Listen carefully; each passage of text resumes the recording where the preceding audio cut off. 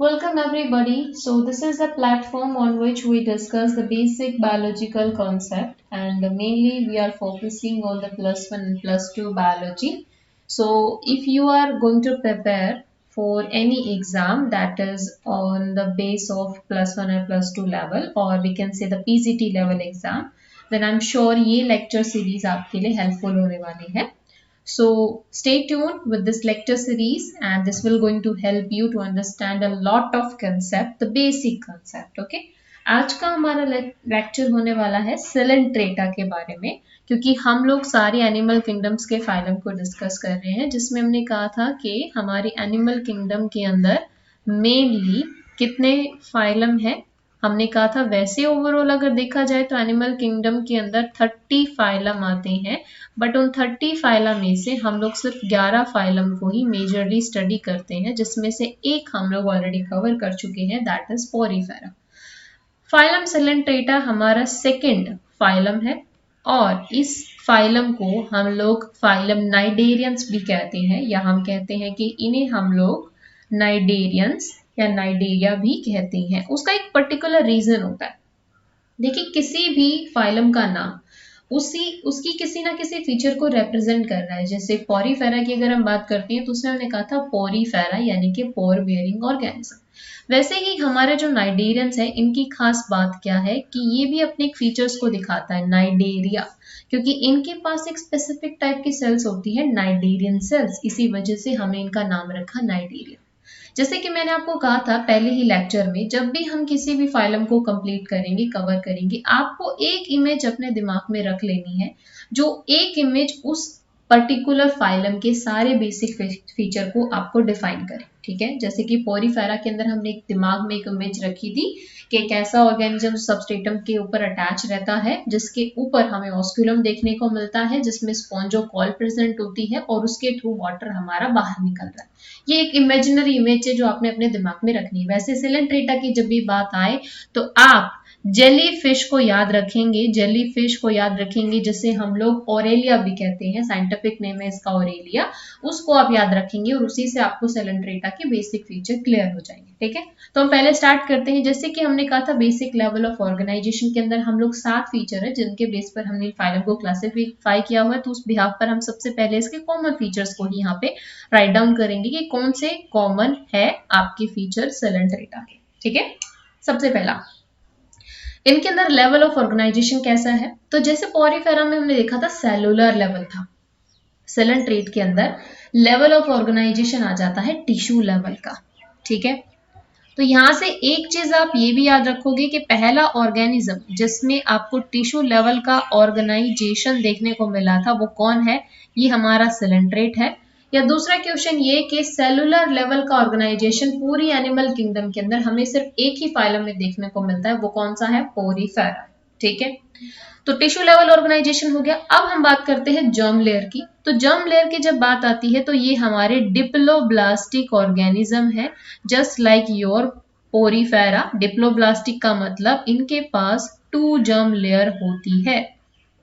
जब भी आप किसी भी फाइलम के फीचर्स स्टडी करो तो मेक श्योर कि आप उसके प्रीवियस फाइलम से उसके फीचर्स को कंपेयर करते हुए चलो कि इस फाइलम के अंदर कौन से एडवांस फीचर आए हैं ताकि आपको डिफरेंस भी पता चले और साथ ही साथ आपका रिवीजन भी होता चले. ठीक है, फिर उसके बाद हम देखते हैं कि क्या ये ऑर्गेनिज्म सिलोमेट होते हैं. तो ऑफ कोर्स ये हमारे ए सिलोमेट्स होते हैं और ए सिलोमेट्स नॉन कॉर्डेट्स की कैटेगरी में ये आते हैं. आपको पता है कि नॉन कॉर्डेट्स जिनके पास कॉर्डेटा नहीं होती, और हमने कहा था कि फ्रॉम पोरीफेरा से लेके इक्हाइनोडर्मेटा तक जितने भी एनिमल किंगडम में फाइलम है एक्सेप्ट द कॉर्डेटा हमारे सारे के सारे नॉन कॉर्डेट्स हैं. ठीक है, फिर हम कहेंगे कि इसके अंदर सिमेट्री है. तो आप देख सकते हो कि ये हमारे कैसे ऑर्गेनिज्म है, सिमेट्रिकल ऑर्गेनिज्म है और ये रेडियल सिमेट्री शो करते हैं.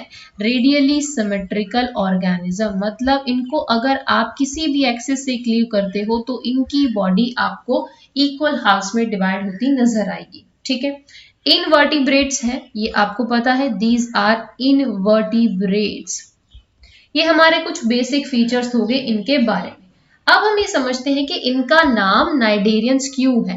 तो देखिए इनका जो नाम है ना नाइडेरिया, उनका एक रीजन होता है कि टर्म नाइडेरिया इसके नाइडोब्लास्ट नाम से डिराइव हुआ है। अब ये नाइडोब्लास्ट क्या है, मैंने आपको शायद लास्ट के लेक्चर में भी बताया था। जहां आपको ब्लास्ट वर्ड देखने को मिले ना, ब्लास्ट का मतलब है फॉर्मिंग सेल, कुछ ना कुछ को वो बना रही है, ऐसी सेल जो किसी ना किसी चीज को सिंथेसाइज कर रही है। नाइडोब्लास्ट का मतलब होता है स्टिंग सेल, ठीक है। बिकॉज जो सिलेंट्रेट्स होते हैं ना, ये अपने डिफेंस के लिए इनके पास एक स्पेसिफिक टाइप की सेल्स होती हैं। इन सेल्स को हम कहते हैं नाइडोसाइट सेल, ठीक है। साइट जहां पे लग जाता है हम उन्हें कहते हैं दीज आर मैच्योर सेल, ठीक है। तो नाइडोसाइट सेल्स की प्रेजेंस की वजह से हम इन्हें कहते हैं कि इनके पास नाइडोब्लास्ट है, और इसी नाइडोब्लास्ट की फॉर्मेशन होती है इनके अंदर, इसी वजह हम इन्हें कहते हैं नाइडेरियंस और the organism which have the stinging cell, ठीक है। हम क्या कहते हैं, इनके पास क्या है, स्पेसिफिक टाइप की स्टिंगिंग सेल्स होती हैं। अब स्टिंगिंग सेल्स है तो स्टिंग तो करेंगी ही, है ना। तो ये जो स्टिंगिंग सेल्स होती है ये कहाँ पे प्रेजेंट होती है, आपको जो ये दिख रहा है ना, ये इलोंगेटेड से पार्ट आपको यहाँ पे दिख रहे हैं, दीज आर टेंटिकल्स।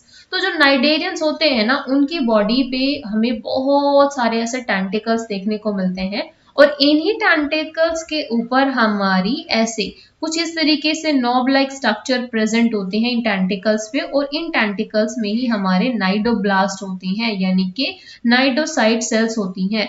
ये नाइडोसाइट सेल्स इन ऑर्गेनिज्म को डिफेंस में, प्रोटेक्शन में, इवन न्यूट्रिशन कैप्चरिंग में भी हेल्प करती है, ठीक है।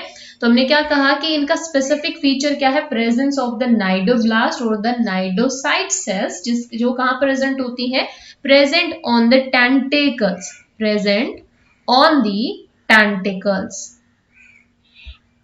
ठीक है। टेंटिकल्स पर प्रेजेंट होती है एंड पूरी बॉडी ऑफ सिलेंट्रेट्स के ऊपर, ठीक है। इनका जो मेनली काम होता है वो क्या होता है, अगर हम इनका फंक्शन राइट डाउन करें, function of the cnidoblast cell is, function of cnidoblast cell is defence. Majorly इनका जो फंक्शन है ये डिफेंस का होगा। डिफेंस के साथ में इनका होता है कैप्चरिंग फूड, ये फूड को कैप्चर करती हैं, और फूड को कैप्चर करने के साथ इनका काम होता है अटैचमेंट का, कि ये अटैचमेंट में भी हेल्प करती है, ठीक है। तो इतना क्लियर हो गया, बेसिक फीचर क्लियर हो गए, क्यों हम इन्हें नाइडोब्लास्ट कहते हैं और नाइडोब्लास्ट का फंक्शन क्या है, वो बात यहाँ से क्लियर हो गई। नेक्स्ट हम लोग मूव करते हैं अब इसके स्ट्रक्चरल कंपोजिशन पर।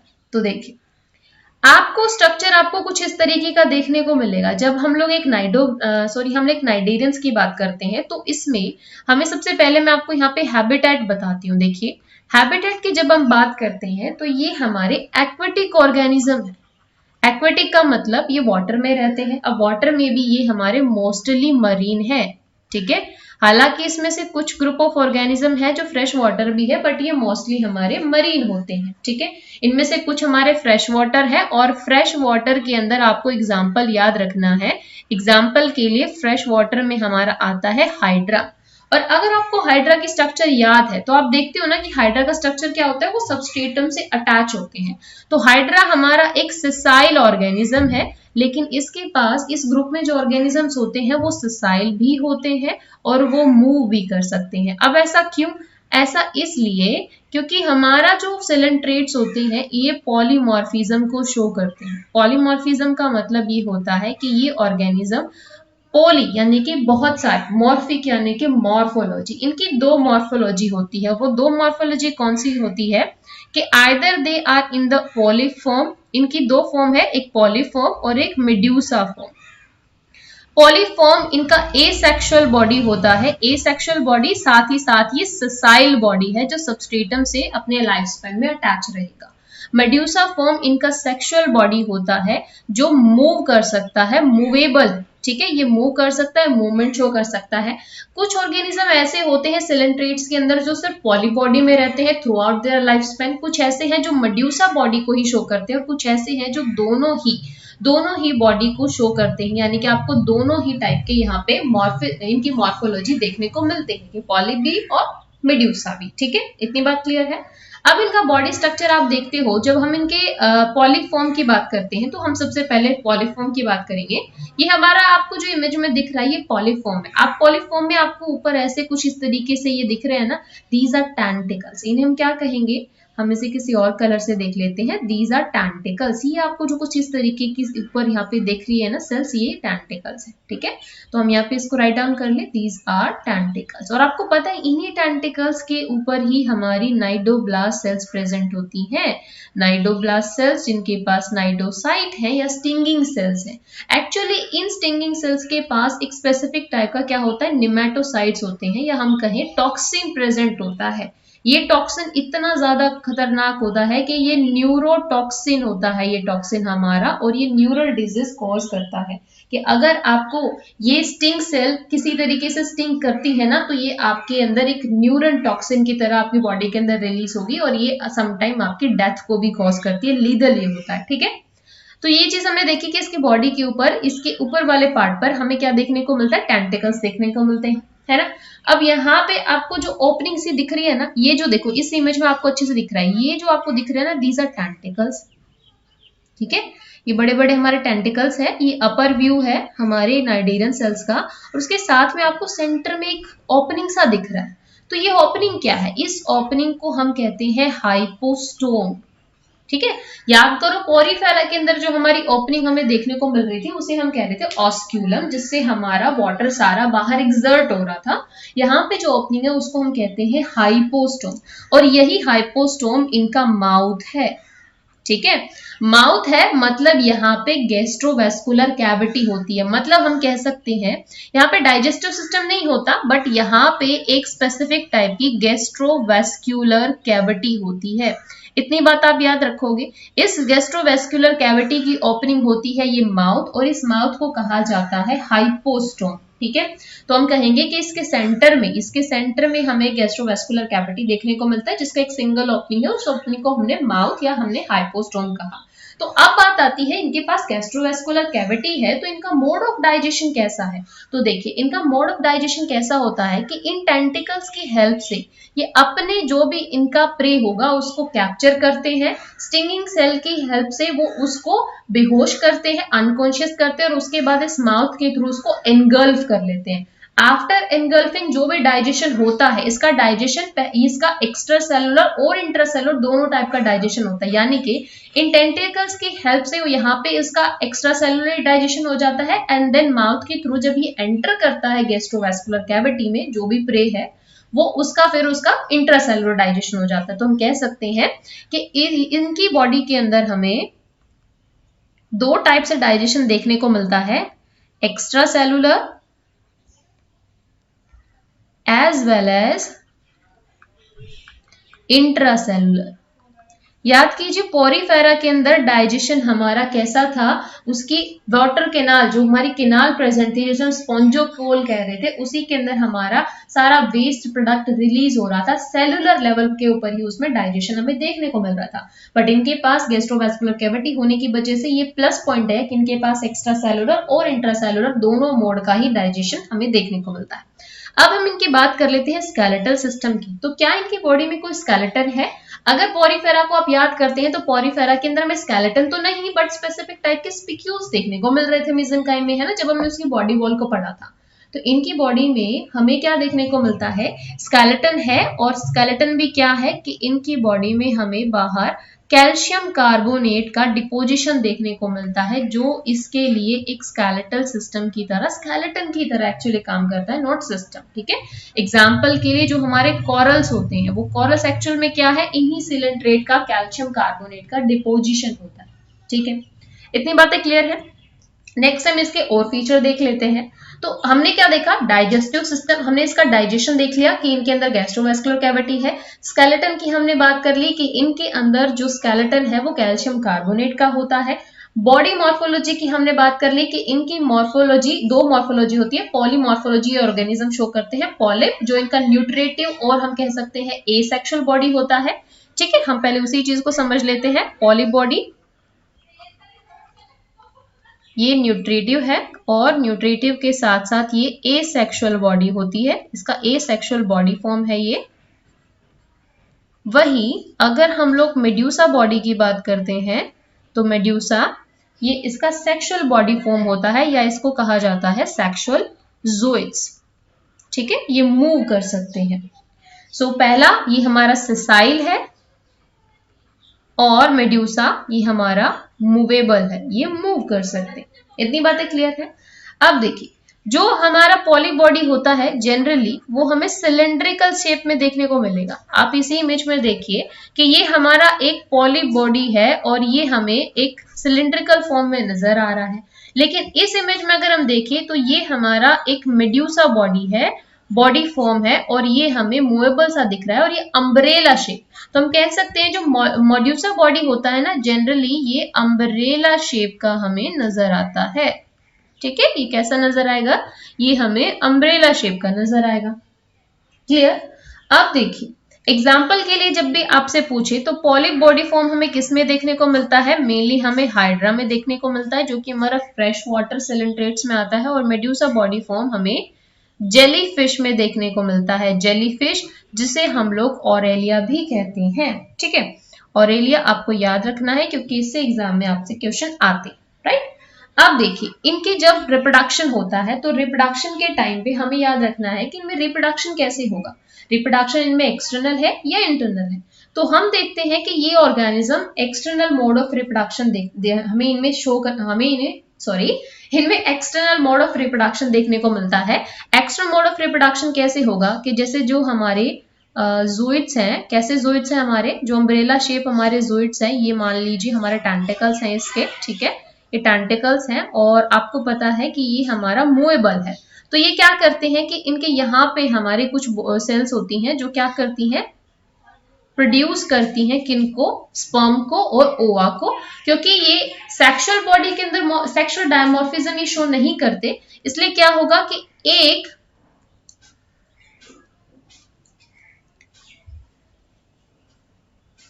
एक मेड्यूसा के ज़ोइड्स हमारा क्या करेगा, सिक्रीट करेगा ओवा को, ठीक है, यहां से मान लीजिए ओवा रिलीज हो गए, और दूसरी मेड्यूसा बॉडी ने यहां से रिलीज किया किसको, यहाँ पे स्पर्म को। इन दोनों का वाटर के अंदर ही फर्टिलाइजेशन होगा, और वाटर फर्टिलाइजेशन के बाद ही यहाँ पे हमारे क्या बनेंगे, वाटर फर्टिलाइजेशन के बाद आपको क्या पता, आपको पता है ना हमारे दो टाइप से डेवलपमेंट होती है, डायरेक्ट या फिर इनडायरेक्ट। तो अगर यहाँ पे डायरेक्ट डेवलपमेंट होगी तो डायरेक्ट ही इससे हमारा क्या बन जाएगा, हमारा पॉलिप बॉडी फॉर्म बनेगा, और अगर इनडायरेक्ट डेवलपमेंट होगी तो यहां से हमारा क्या बनेगा,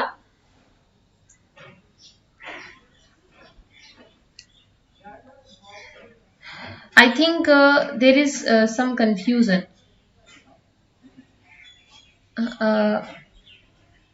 इनमें इनडायरेक्ट डेवलपमेंट होती है, यस ऑफ कोर्स, और इनमें जो लार्वा होता है दैट इज प्लैन्यूला लार्वा, ठीक है। आफ्टर फर्टिलाइजेशन इनमें हमारी इनडायरेक्ट डेवलपमेंट होती है, और इनडायरेक्ट डेवलपमेंट के बाद जो लार्वा बनता है दैट इज प्लैन्यूला लार्वा, ठीक है। प्लैन्यूला लार्वा के बाद अगर हम इनमें क्लीवेज की बात करते हैं कि इनमें किस तरीके से क्लीवेज होता है, तो होलोब्लास्टिक क्लीवेज हमें इनमें देखने को मिलता है। डेवलपमेंट इसमें डायरेक्ट, यस, इनमें डेवलपमेंट डायरेक्ट और इनडायरेक्ट दोनों तरीके से हमें देखने को मिलती है। अगर इनडायरेक्ट डेवलपमेंट होती है तो प्लैनुला लार्वा में देखने को मिलेगा, और अगर डायरेक्ट डेवलपमेंट होगी तो उसमें हमें कोई लार्वा नहीं मिलेगा, सीधा हमारा क्या बनेगा, फर्टिलाइजेशन के बाद सीधा हमारा ऑर्गेनिज्म बन जाता है, ठीक है। तो ये चीज आपको ध्यान रखनी है। अब हम इसमें इंपॉर्टेंट ऑर्गेनिजम्स देख लेते हैं कि सिलेंट्रेट से कौन से हमारे इंपॉर्टेंट ऑर्गेनिज्म है जिनसे हमारे एग्जाम्स में क्वेश्चंस पूछे जाते हैं। इंपॉर्टेंट ऑर्गेनिज्म, अब इन इंपॉर्टेंट ऑर्गेनिजम्स के आपको नाम अच्छे से याद रखने हैं क्योंकि एग्जाम्स में इनसे क्वेश्चन जनरली आते ही आते हैं। जैसे कि सबसे पहले हमारा गोर्गोनिया। अब ये गोर्गोनिया, इसका कॉमन नेम आपको याद रखना है क्योंकि इससे आपका यही क्वेश्चन पूछा जाएगा कि सी फैन का साइंटिफिक नेम बताइए, या सी फैन हमारा किस ग्रुप से बिलोंग करता है, किस फाइलम से बिलोंग करता है। तो गोर्गोनिया को हम लोग क्या कहते हैं, हम गोर्गोनिया को कहते हैं सी फैन, ठीक है। फिर उसके बाद एक आता है हमारा एडेम्सिया। एडेम्सिया का जो कॉमन नेम है दैट इज सी एनिमोन, ठीक है जी। फिर एक आता है हमारा फंजिया, ठीक है। फंजिया के बारे में आपको याद रखना है मशरूम कोरल, ये याद रखना आपके लिए इजी है। आपको पता है कि यस कोरल के फंजाई हमारे क्या होते हैं, मशरूम होते हैं, तो फंजिया से हमारा मशरूम कोरल है ना। फिर एक आता है हमारा मिएंड्रीना,